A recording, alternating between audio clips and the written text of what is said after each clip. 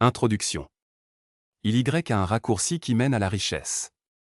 Il existe une route cachée qui mène à la richesse et à la liberté financière, un raccourci époustouflant qui permet d'atteindre la richesse dans l'exubérance de la jeunesse, sans attendre le déclin de l'âge. Et non, vous n'avez pas besoin de vous contenter de la médiocrité. Vous pouvez vivre riche, être à la retraite avec 40 ans d'avance et vivre une vie que la plupart des gens ne peuvent s'offrir. Hélas, ce raccourci est savamment camouflé. Au lieu du raccourci, on vous montre une route qui vous paralyse et vous mène à la médiocrité ou une morne corne d'abondance de stratagèmes financiers destinés aux masses qui sommeillent, une multitude d'obligations qui sacrifient vos rêves les plus fous au profit d'attentes engourdies. Cette route? C'est la médiocrité financière, autrement dit, l'enrichissement lent, la voie lente, ou la richesse en fauteuil roulant. En résumé, voici ce que ça donne: va à l'école, aie de bonnes notes, passe ton diplôme, décroche un bon boulot, économise 10%, place de l'argent en bourse, investis au maximum dans ton plan d'épargne retraite, déchire tes cartes de crédit et découpe le bon de réduction. Comme ça, un jour, quand tu auras, 65 ans, tu seras riche. Dans ce diktat, on vend sa vie pour vivre. C'est une longue route, et non, ce n'est pas une route pittoresque. Si la richesse était un voyage sur l'océan, l'enrichissement lent reviendrait à contourner l'Amérique latine par le sud, pendant que celui qui emprunte la voie rapide utiliserait le raccourci ou le canal de Panama. L'autoroute du millionnaire n'est pas une stratégie statique qui recommande « acheter de l'immobilier, soyez positif » ou « démarrer un business », mais une formule psychologique et mathématique complète, qui craque le code de la richesse et ouvre le passage vers le raccourci. Elle fait ressortir une série de particularités qui rend probable l'indicible « vivez riche aujourd'hui », alors que vous êtes jeune, et des décennies avant l'âge légal de la retraite. Oui, vous pouvez gagner une vie de liberté et de prospérité, peu importe que vous ayez 18 ou 40 ans.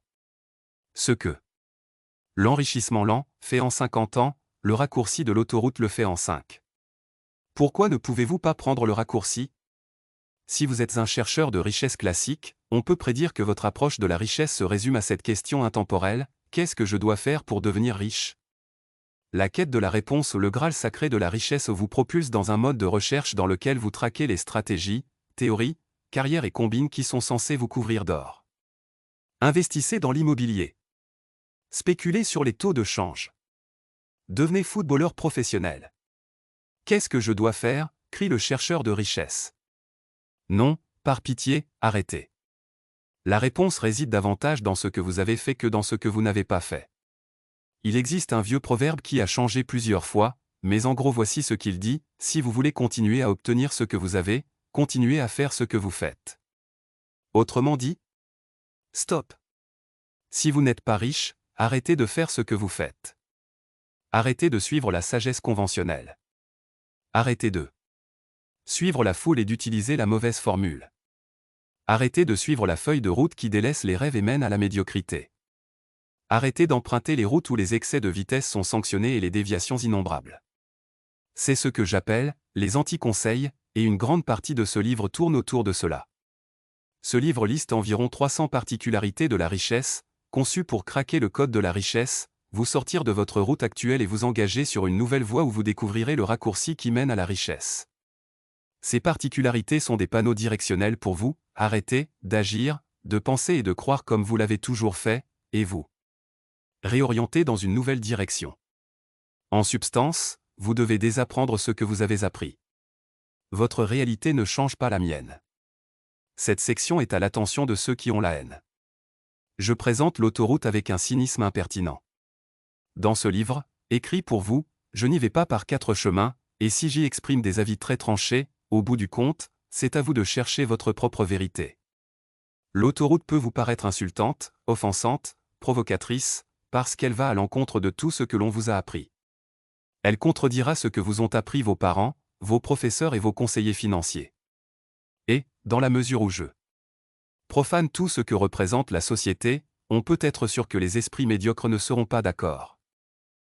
Dieu merci, que vous croyez, ou non, en la stratégie de l'autoroute pour la richesse ne change pas ma réalité, cela ne change que la vôtre. Laissez-moi répéter, ce que vous pensez de l'autoroute ne change pas ma réalité, l'objectif est de changer la vôtre. Alors permettez-moi de vous parler de ma réalité. Je vis, non sans bonheur, dans une grosse maison qui donne sur les montagnes, dans la belle ville de Phoenix, en Arizona. Il y a, dans cette maison, des pièces dans lesquelles je ne vais pas pendant des semaines. Oui, la maison est trop grande, et c'est là une effroyable et longue histoire qu'il vaut mieux oublier. Je ne me souviens pas de la dernière fois où j'ai dû mettre un réveil pour me réveiller chaque jour est un samedi. Je n'ai pas de travail et pas de patron. Je ne possède ni costume ni cravate. Mon niveau de cholestérol est la preuve que je dîne bien trop souvent dans des restaurants italiens. Je fume des cigares bon marché. À l'heure actuelle, je roule en Toyota Tacoma quand je travaille, c'est-à-dire quand je vais à la gym ou au supermarché, et une Lamborghini Murcielago Roadster pour le plaisir.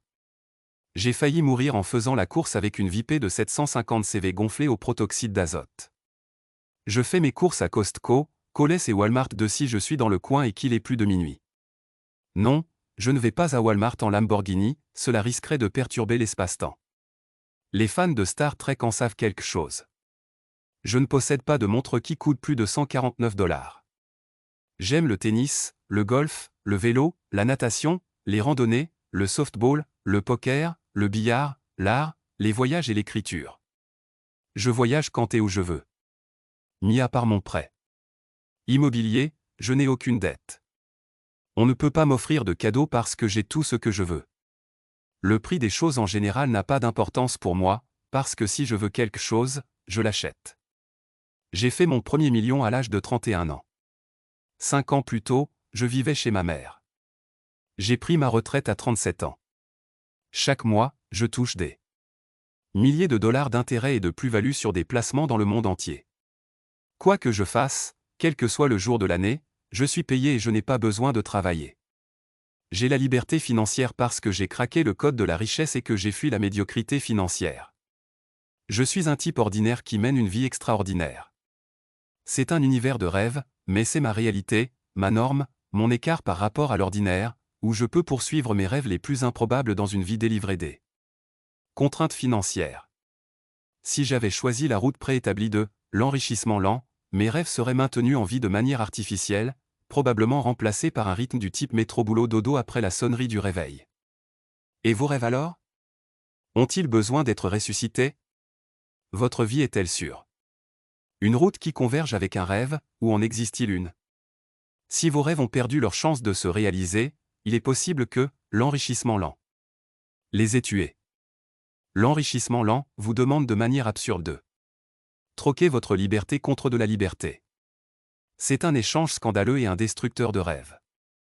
Autrement, si vous roulez sur les bonnes routes et que vous utilisez la bonne feuille de route, vous pouvez ressusciter vos rêves, les rendre possibles. Oui, si vous roulez sur l'autoroute, vous pouvez créer de la richesse rapidement, envoyer bouler l'enrichissement lent et gagner toute une vie de prospérité, de liberté et de rêves réalisés, exactement comme moi. Si vous n'êtes plus dans votre prime jeunesse, ne vous inquiétez pas. L'autoroute se fiche de votre âge, de votre expérience professionnelle, de votre race ou de votre sexe. Elle se fiche de votre zéro en cours de gym en classe de 4e ou de votre réputation de buveur de bière en fac. L'autoroute n'a rien à faire de votre diplôme d'une grande école ou de votre MBA à Harvard. Elle ne vous demande pas d'être un sportif ou un acteur célèbre, ni d'être finaliste d'American Idol 3. L'autoroute n'a que faire de votre passé si seulement vous ouvrez la porte de son univers. Enfin, et au risque que ça ait l'air d'un spot commercial de fin de soirée, permettez-moi de clarifier une chose, je ne me considère pas comme un gourou et ne veux pas en être un. Je n'aime pas les gourous, car ils prétendent en général tout savoir. Appelez-moi l'anti-gourou de l'enrichissement lent.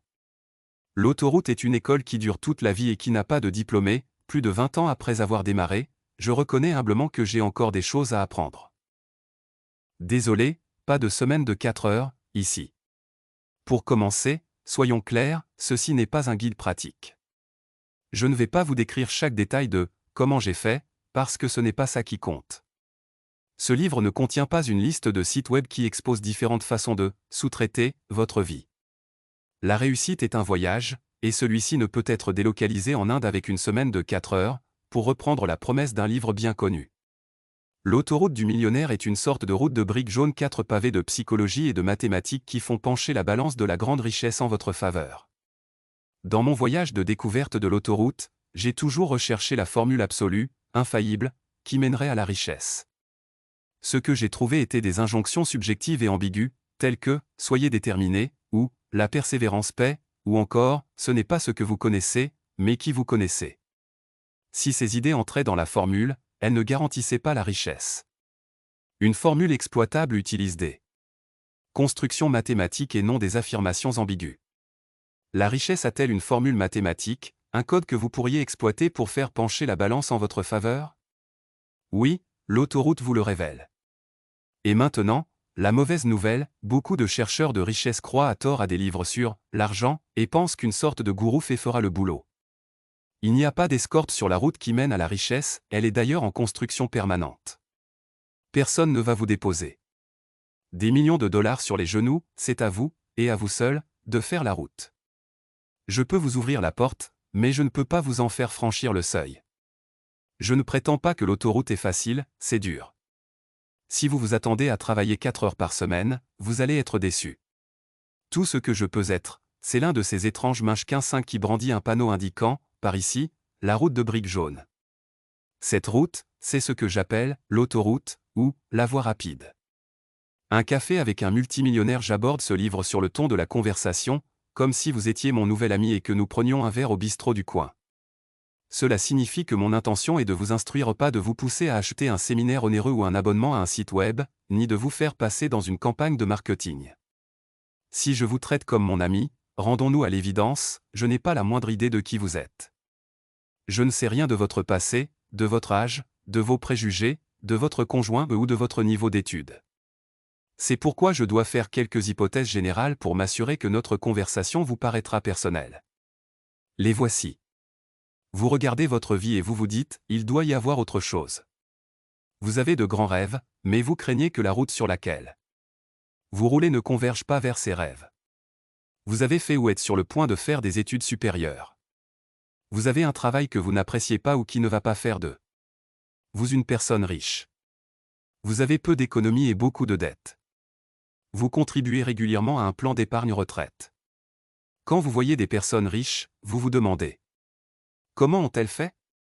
Vous avez acheté quelques livres ou programmes sur comment devenir riche rapidement. Vous vivez dans une société démocratique libre où l'éducation et le choix librement consentis sont la norme.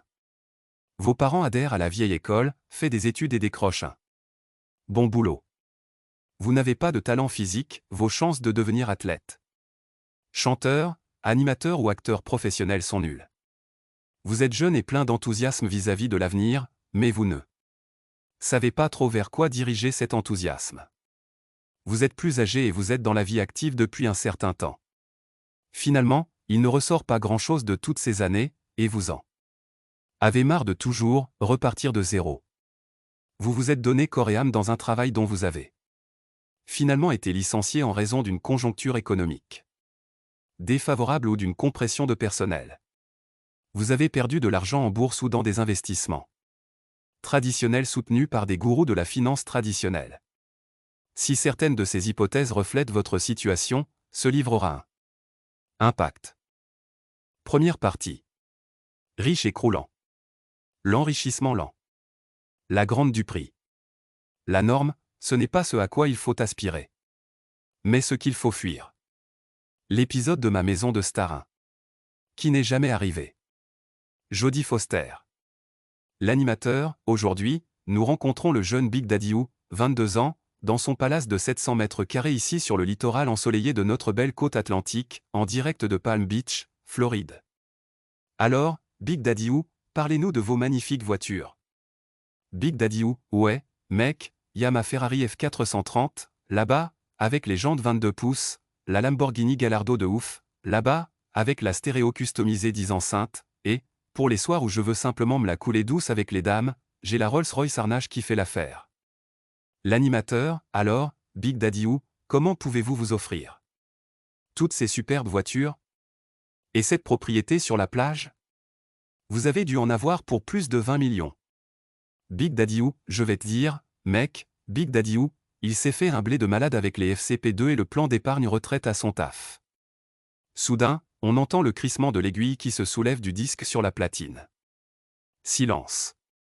Comme vous vous en doutez, jamais un tel scénario ne pourrait avoir lieu. La réponse de Big Daddy est ridicule et risible. Nous avons assez de jugeotes pour savoir que les gosses fortunés de 22 ans ne deviennent pas riches en investissant dans de fonds communs de placement et dans le plan d'épargne retraite de l'entreprise où ils travaillent. Nous savons que les gens qui deviennent riches, jeunes, font partie d'un sous-ensemble unique de la société, sportifs professionnels, rappeurs, acteurs, animateurs et célébrités.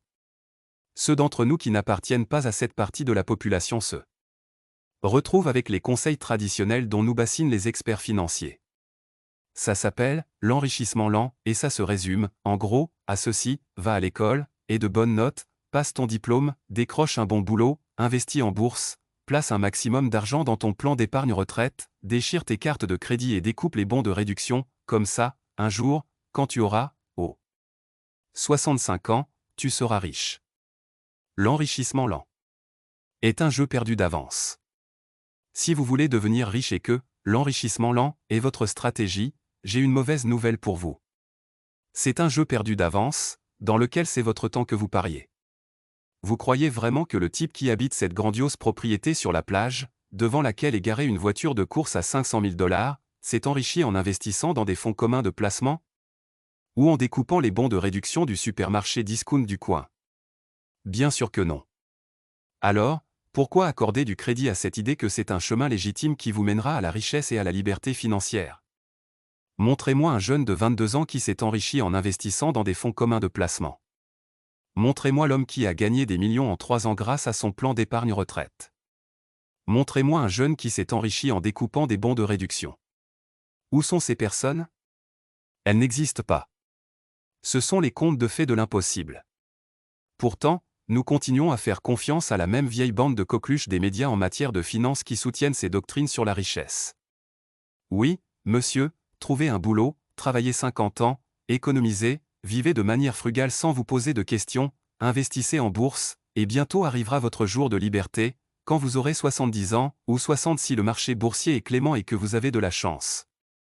Bon sang, vous ne trouvez pas ça excitant, ce programme financier qui vous fait miroiter la richesse en fauteuil roulant? Dans le climat financier tumultueux d'aujourd'hui, je suis choqué de constater que les gens continuent à croire à ces stratégies. N'est-ce pas la récession qui a révélé l'escroquerie qu'est l'enrichissement lent? Oh, j'y suis, si vous êtes employé pendant 40 ans et que vous évitez les moments où les marchés baissent de 40%, l'enrichissement lent marche, détendez-vous, travaillez, et espérez que la mort ne vous cueille pas avant, parce que, sapristi, vous allez être le gars le plus riche de la maison de retraite. Le message de l'enrichissement lent est clair: sacrifiez votre présent, vos rêves et votre vie pour un plan qui paiera des dividendes une fois que l'essentiel de votre vie se sera évaporé. Je ne mâcherai pas mes mots: si votre route de la richesse engloutit toute votre vie active et que le résultat n'est pas garanti, ça craint. Une route vers la richesse, qui dépend de Wall Street et est ancrée dans le temps avec votre vie comme enjeu, c'est un chemin pourri.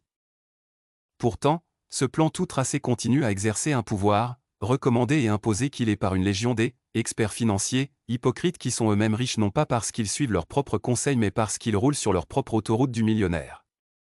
Les pronostiqueurs de la voie lente savent quelque chose qu'ils ne vous disent pas: ce qu'ils prônent ne marche pas, mais le vendre, si. Être riche, jeune, c'est des conneries? L'autoroute du millionnaire ne cherche pas à vous permettre de partir à la retraite, vieux, avec des millions en poche, mais à redéfinir la richesse de sorte qu'elle puisse être synonyme de jeunesse, d'amusement, de liberté et de prospérité. Lisez ce commentaire posté sur le forum de ma communauté. www.thefastlandforum.com. Est-ce que c'est des conneries, tout ça? Vous savez, le rêve d'être jeune et de profiter de la vie, avoir des voitures de rêve, la maison de ses rêves, du temps libre pour voyager et poursuivre ses rêves. Peut-on vraiment échapper au stress de la vie active quand on est jeune? J'ai 23 ans et je suis banquier d'affaires à Chicago, Illinois. J'ai un salaire modeste, et des commissions modestes. Aux yeux de la plupart des gens, j'ai un bon boulot. Je le déteste. Quand je sors en ville, le soir, je vois des mecs qui profitent de la vie. Des gars au volant de voitures de rêve, et je me dis: ils ont tous au moins 50 balais et les cheveux gris. Une fois il y en a un qui m'a dit: tu sais, fiston, quand enfin tu peux t'offrir un joujou comme ça, tu es presque trop vieux pour en profiter. C'était un investisseur immobilier de 52 ans.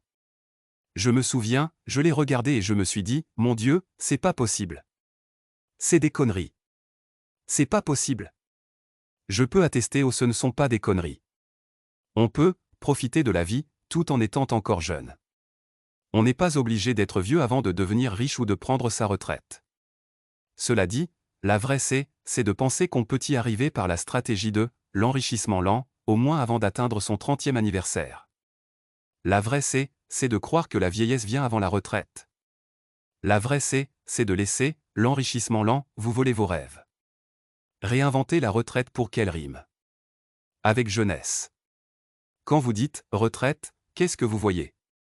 Je vois un vieil homme grincheux assis sous un porche dans un fauteuil à bascule. Je vois des pharmacies, des cabinets médicaux, des déambulateurs et des protections urinaires inesthétiques. Je vois des maisons de retraite médicalisées et des proches débordés. Je vois des vieux, immobiles. Bon sang, je sens même quelque chose de moisi depuis 1971 environ. Les gens partent à la retraite quand ils ont dans les 60 ou 70 ans. Même à cet âge-là, ils ont du mal à joindre les deux bouts et doivent compter sur des systèmes gouvernementaux en faillite rien que pour survivre. D'autres travaillent encore longtemps rien que pour maintenir leur style de vie. Certains n'iront pas jusque-là et travailleront jusqu'à leur mort. Comment est-ce possible? C'est simple. L'enrichissement lent demande la vie entière, et son succès dépend lamentablement de nombreux facteurs sur lesquels nous n'avons aucun pouvoir. Investissez pendant 50 ans dans un boulot et une vie chiche, et ensuite, vous pourrez prendre votre retraite, riche, à côté de votre fauteuil roulant et de votre boîte à pilules. C'est pas attirant, ça? Pourtant, des tas de gens se lancent dans ce pari sur 50 ans. Ceux qui réussissent reçoivent la récompense de la liberté financière accompagnée d'une belle merde, la vieillesse. Merci bien. Mais ne vous inquiétez pas, à ce qu'on dit, c'est le 3e âge d'or. C'est une blague? D'or pour qui? Si le voyage engloutit 50 ans de votre vie, est-ce qu'il en vaut la peine? 50 ans pour devenir riche, ce n'est pas motivant, et à cause de cela, peu réussissent, et ceux qui y arrivent gagnent la liberté financière au crépuscule de leur vie. Le problème avec ces normes communément admises de la retraite, c'est ce qu'on ne voit pas. On ne voit pas la jeunesse, on ne voit pas l'amusement, et on ne voit pas l'accomplissement de rêves. Le 3e âge d'or n'est pas du tout d'or, c'est une salle d'attente de la mort. Si vous voulez la liberté financière avant que la grande faucheuse ne frappe à votre porte, l'enrichissement lent n'est pas ce qu'il vous faut. Si vous voulez partir à la retraite, jeune, plein de santé et d'énergie et sans calvitie, il va vous falloir ignorer la feuille de route que la société propose par défaut et qui mène à l'enrichissement lent, ainsi que les gourous qui vous gavent de pâté pour chat. Il existe une autre voie. Résumé du chapitre 1. Les particularités de la voie rapide. L'enrichissement lent exige une longue vie dans un emploi bien payé. L'enrichissement lent est un jeu perdu d'avance, parce qu'il dépend de Wall Street et de votre temps. Le vrai âge d'or de la vie, c'est quand on est jeune, alerte et dynamique.